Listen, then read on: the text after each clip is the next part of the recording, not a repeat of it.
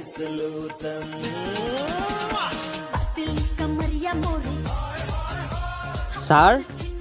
অ' sir অ' sir আহিলি ব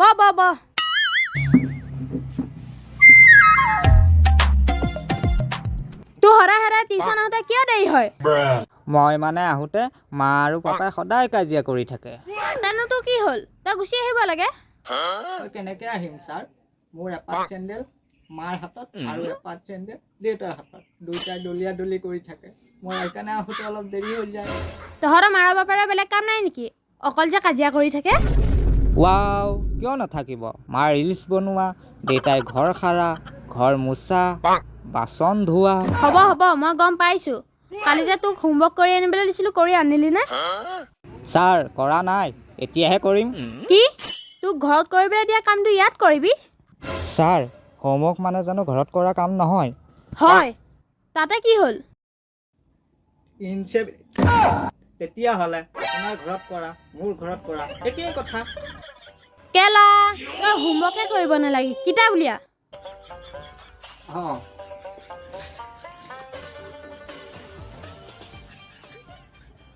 বাৰু তই কবিতা এটাকে মাতচোন। ছাৰ কোনটো কবিতা মাতিম? তোৰ যোনটোকে মুখস্থ আছে সেইটোকে মাত। ছাৰ মই নিজে লিখা কবিতা এটা গাওঁ নেকি? ৱাও, তই কবিতাও লিখ নে? বাৰু মাতচোন। শুৱনি আমাৰ গাঁওখন অতি ধুনীয়া বোৱাৰীৰে ভৰা, নাইটি পিন্ধি ভিডিঅ' বনাই ভাইৰেল হ'ম বুলি, তাকে দেখি আমাৰ ডেকা ল'ৰাই ধুনীয়া কমেণ্ট মাৰে। তই এইবোৰ কি বকিছ? কবিতাবিলাক জানো কবিয়ে সময় পৰিস্থিতি চাই নিলিখে? সেইকাৰণে ময়ো লিখিছোঁ সময় পৰিস্থিতি চাই আকৌ।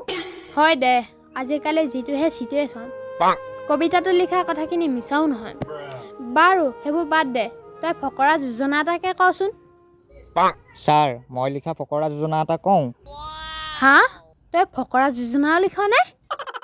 ছাৰ মই বহুত টেলেণ্টেডটো। বাৰু মই গম পাইছোঁ তই কিমান টেলেণ্টেড। সেইবোৰ বাদ দে, তই ফকৰা যোজনাটোকে কচোন। ফুল ফুলে ছিজনত, প্ৰেম হয় জীৱনত, প্ৰথম প্ৰেম এৰিলে শান্তি নহয় জীৱনত। তোক মই এইবোৰকে শিকাইছোঁ নেকি? কাইলৈ তোৰ মাৰ বাপেক লৈ আনিবি। এনেকুৱা গেধা ছাত্ৰ মোক টিউচনত নালাগে। কালি মা আৰু দেউতা আহিব নোৱাৰে।